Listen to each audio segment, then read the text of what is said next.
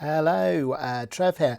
I'm just going to make a little time to talk video. So mental health is something I've done quite a lot of videos about in the past, and I just found out that it's actually sort of mental health month in April. So it's coming to the end of April 2024, but it's good to slip a little video in, and I'll explain why it's particularly relevant to me at the moment in a bit.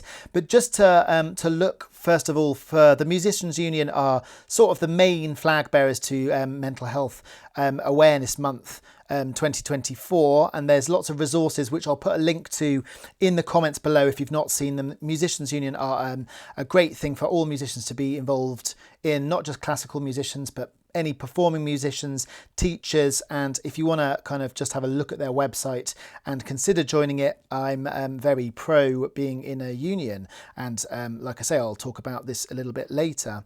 They do have a little section on performance anxiety in terms of like performing on stages. That's one of the things that they've kind of got some resources on. I'm not going to cover that much in this video. Obviously, some people do get very nervous, and I guess playing in front of different people, different locations, and sort of getting into different environments is a way to sort of ease that. I know my kids at home, I try and get them to play in different rooms perhaps, or just different environments to sort of try and conquer that sense of performing in different spaces. And I know that, you know, very famous people get very anxious before they go on stage because of this anxiety. And it's also a little bit strange because the anxiety that drives us as a performer is almost like a good thing, right? So it's a kind of an endorphin. So we kind of want a little bit of performance anxiety, but not so much that, you know, we can't sing and our throat goes, you know, tight or whatever. So anyway, I won't go into that a lot, but look on the Musicians Union site for some new resources. So the reason I thought about doing this video today is I've had a sort of grievance from a gig at the weekend which didn't go to plan, unfortunately, and it affected my mental health. So the reason for that, just to go over briefly, was I was booked to play a concert, and then I was told the concert was cancelled with very short notice and no reason. So for me, not having a reason, you know, it makes my brain sort of go haywire a little bit. So obviously I want to understand the reasons, and then I was given reasons which didn't sort of add up, so to speak. So I was given reasons sort of the event was cancelled, or there was a risk of electrocution because it was going to be wet the next day. So I thought I'd go to the event, and lo and behold, that was not true. So that again plays on my mental health because I feel like I'm lied to. So this sense of injustice comes, which affects me, affects a lot of people I know. This sense of injustice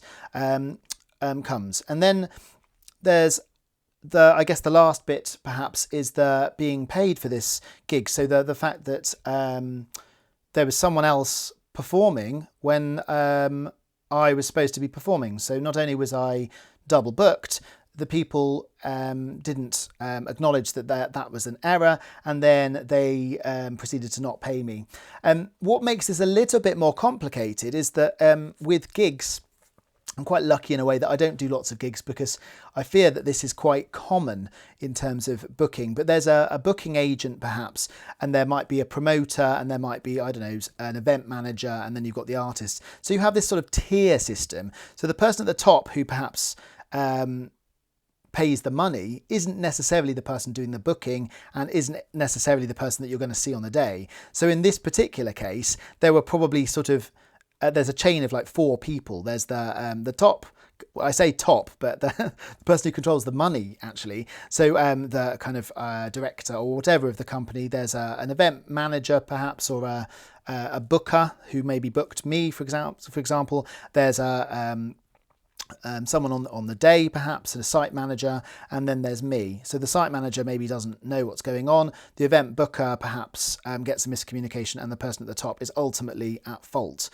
The problem is, and this is in sort of politics as well, the person at the top doesn't actually take very much responsibility for grievances or when things go wrong. So it's down to the poor middle people, and some people might not agree with me because I'm maybe giving too much leniency to these other people.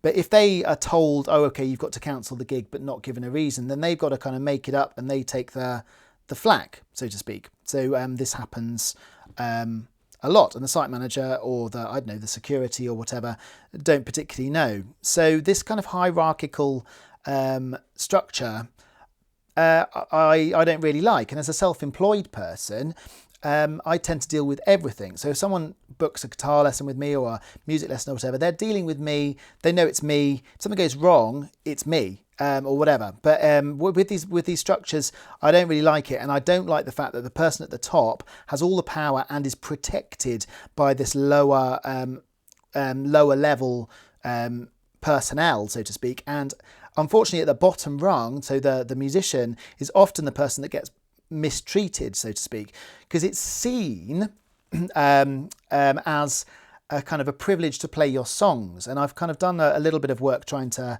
promote my YouTube channel, which I'll give a little plug to. Do subscribe to my YouTube channel if you can. It does help. If I get enough subscribers, then I might make a few pennies out of it. But in terms of like our joy, if you like, comes from performing our music, regardless of the fact that it's a job. So I have to practice my music, I have to practice my songs or whatever. If I'm going to a gig, I have the travel expenses, and to go on stage costs me money. So I should be paid because it's a job, if you like. That unfortunately isn't always respected, and certainly wasn't respected this weekend, which makes me very sad and affects my mental health. I'm very lucky. I have quite a lot of teaching work. I'm very thankful for all of my teaching work, and that's my main source of income. Gigging, unfortunately, has never really been stable enough to be an income. It seems to always fluctuate. I love gigging. That's why I became a musician. So yeah, playing on stages, performing my songs, writing songs. And yeah, maybe YouTube is a good platform now because it cuts out some of those middlemen. I doubt I'll ever really be paid very much from YouTube unless I get, thousands of subscribers or lots and lots of watch hours. It's unlikely to make any sort of income. But I am getting that buzz of people interacting and watching my music, and that's part of why I make music, why I'm a creator. Yeah, let me think where I'm at with that. So in terms of the Musicians Union, so they're doing the Mental Health Awareness Month, or they've pioneered it. They are very much supporting of pay to play was something. When I was doing gigs in Manchester, the venues would ask the musician to pay to play, which seems just ludicrous because they're taking all of the risk.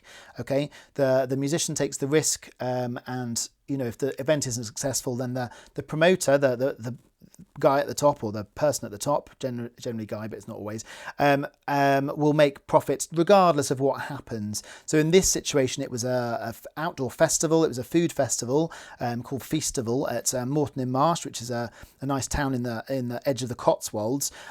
They have kind of, I guess, thought it's a wet weekend. We need to kind of cut our losses a bit. What can we cut? So the musician gets cut. But for me, why it's more of a personal grievance is that they didn't communicate. They didn't say, oh, we haven't got enough money, because I would have happily played for them for no money, or worked something out that was different to support the event. But they did book someone else in my slot and didn't communicate that. And then so there's more. For me, the mental health aspect is the not telling the truth. But I appreciate for other people it isn't. And the reason I'm sharing this is because I think so many musicians are in this position all the time. And especially if you haven't got a stable income, like teaching is my stable income, it really, really affects you. It really does, because you kind of think, well, I put all this effort into, lug your equipment, set up or whatever for not very much money generally, compared to the amount of time you've spent, like I say, getting there, setting up, all of the practice time, which kind of goes unnoticed really, and then performing and being on ball and reacting to crowds or situations or lack of crowds. If there's only a few people there at an event, they still need entertaining. So yeah, it's really useful to sort of understand, I guess, a musician's journey when you see them. So when you are seeing live music, really support it. I mean, you know, so many times I see people, not at my gigs, thankfully, but maybe at my gigs sometimes, but they sit there and they don't really kind of engage or clap the musician. It's like, well, that musician's had quite a journey, really, to get to the stage, yeah, combating perhaps performance anxiety, but also just getting all their equipment there and setting up the sound and whatever. And it's very, very easy to clap, isn't it? It's very easy, even if you're just saying like, oh, well done for giving us some entertainment. And if it's free music, you know, if you're going to an event and it's a free event, I mean, even if it's a paid event, I mean, it doesn't really matter. But if you're going to an event and there's music on offer, appreciate it and clap it. And that goes out to like all of my, you know, students as well. Like when you're learning an instrument, it takes a lot of time to learn your instrument. So if you see someone sharing, to appreciate that. But yeah, I find it really sad that there are people who will exploit musicians. Well, you know, that's, I guess, the point of this video is that there are people who exploit musicians. And I tend to think that other industries aren't quite as bad as that. Like, if I was to book a plumber, I always use plumber, but, you know, I respect that plumber, you know, has a skill in a trade. I wouldn't dream of calling a plumber and say, hey, would you like to kind of plumb my sink for free because it's for charity, or you know, or that sort of thing, or you know, or drop their booking. You know, you wouldn't do that with other industries. So musicians should be able to stand firm, that they are respected in that sense. And that's why, like I say, the Musicians Union is an organisation that I think is really good to check out and be involved with, whatever level your income. They have a tiered membership in terms of how much you pay, depending on how much you earn from music. And if you're a student, you get like a very sort of a reduced membership as well. And I remember someone came in from the Musicians Union at university, my last year at university, and was talking about it. And ever since then, I've joined it and I've never really looked back. So I have asked their advice actually on the situation with not being paid for a gig that I've been booked for, and it being cancelled last minute with no reason or notice, and finding that there's someone playing in a slot that I should have been playing. I don't know how far that's going to go, and I'm conscious now of my mental health, that it's not that big a deal. It's not as big a deal as getting unwell, right?